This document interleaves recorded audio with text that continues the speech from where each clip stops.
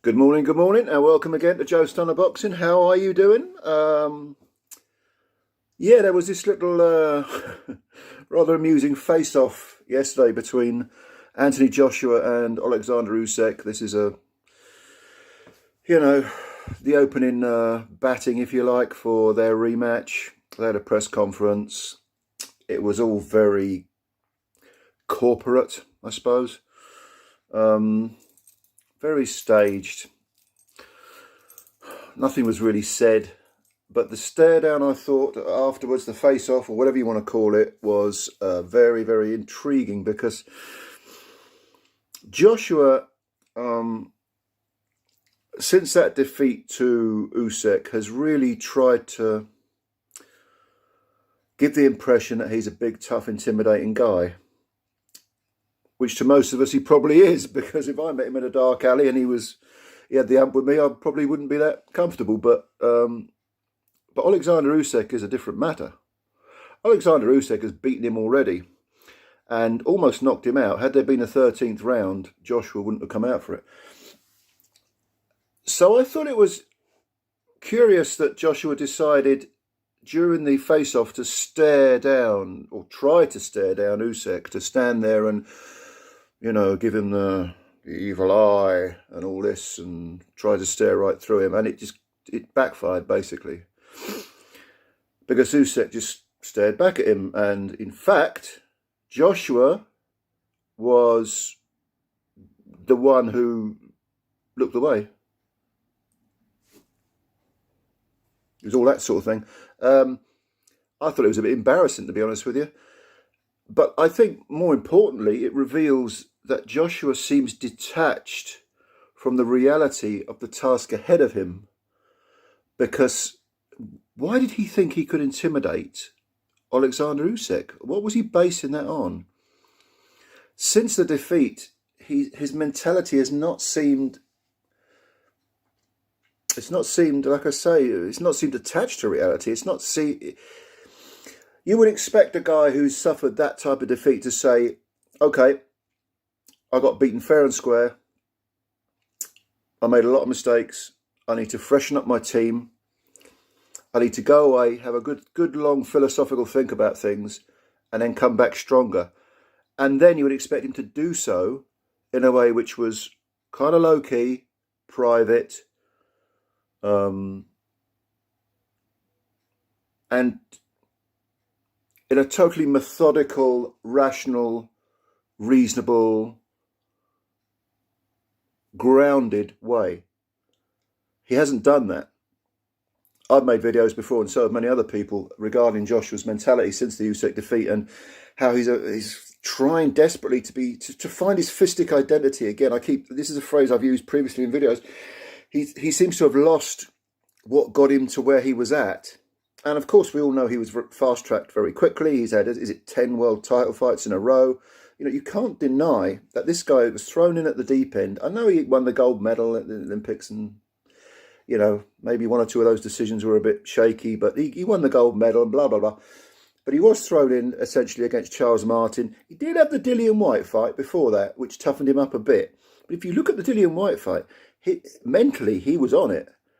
He wasn't intimidated remotely by Dillian's chit-chat and attitude and offering him out on the cobbles and all that sort of crap. No. When he got into the ring, he tried to knock Dillian out in the first round. He was mugging him, pulling faces, dropping his hands. The complete polar opposite to what we saw certainly in the Andy Ruiz rematch and against Usyk. People have accused AJ of being robotic. And I kind of know what they mean, because he looks to me like someone who, he is someone who likes to box to instructions. At least now. Earlier on in his career, he was more inclined to say, okay, I'm going to do this. He had the confidence to say, I'm going to go off script. Because with any tactical game plan, it's like learning a script for an actor. You learn the script, and then you can deviate. Once you know the script off by heart, you can deviate. You can improvise. And if you get lost, you can come back to the script. It's like a sort of first point of call, if you like. So you can try different things, And then if they're not working out, you come back to the script, reassess the situation, then you might decide to go off in another direction, just to try things. Joshua, certainly post the first Ruiz fight, likes to stick to the script religiously. He looks to his corner for advice. You know, he looks to his trainer for affirmation. And I think this is quite revealing. That first Ruiz fight was so strange. His demeanour before it, his attitude afterwards. I know he won the rematch by boxing very, very conservatively against a woefully out of shape opponent. Ruiz is never really in shape, is he? But my God, in that second AJ fight, he really did look like someone who hadn't trained a day, or who hadn't conditioned himself for a day. Put it that way. So following the Usyk defeat, like I say, you would expect him, if he has a mature, grounded, reasoned attitude, you'd expect him to go away and, you know, sort things out in a private manner with his new trainer. You know, don't tell anyone what you're doing. Just go away and go about your business. You know, Usyk, yeah, okay, you beat me first time. You know, well, good luck to you. You know, but I've got something for you. Quietly, you're saying to yourself, I've got something for you in the rematch. What you wouldn't expect him to do is to try to stare out and intimidate a guy who is probably one of the most mentally strong fighters in the world today.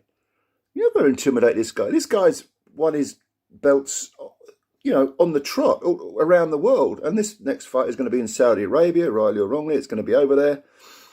But you're not going to get under Usyk's skin.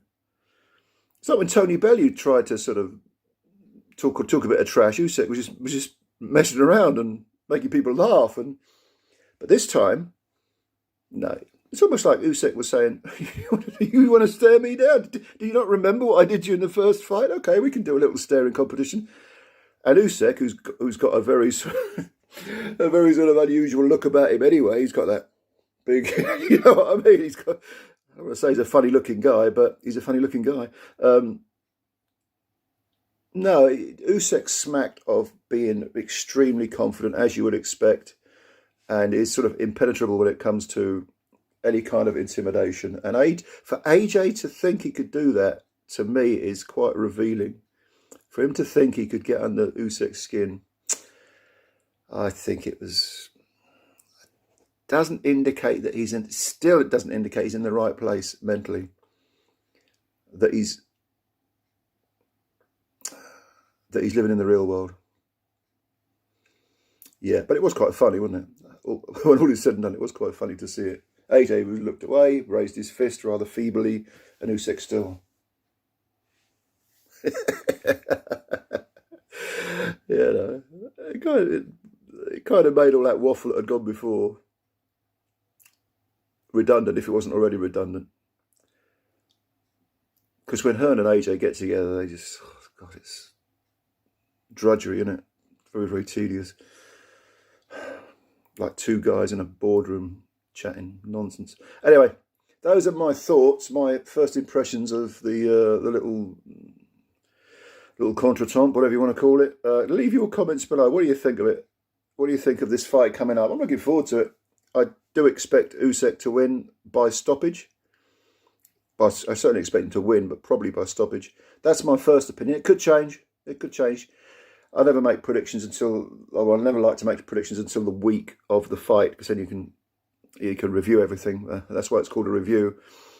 But I thought this was a very telling opening gambit, if you like. Let me know what you think. Leave your comments below. As always, if you can subscribe to the channel, hit the subscribe button. I'd appreciate that. And thanks for your time, as always. Hit the like button if you like the video. That always helps the channel as well. Do you know what? What's the time now? It's about 4:30 or something like that in the morning. I've got a new job and I'm starting early, so see if I can stay awake. Probably fall asleep about 1 o'clock. But enjoy your day. We'll chat again soon. Bye-bye for now.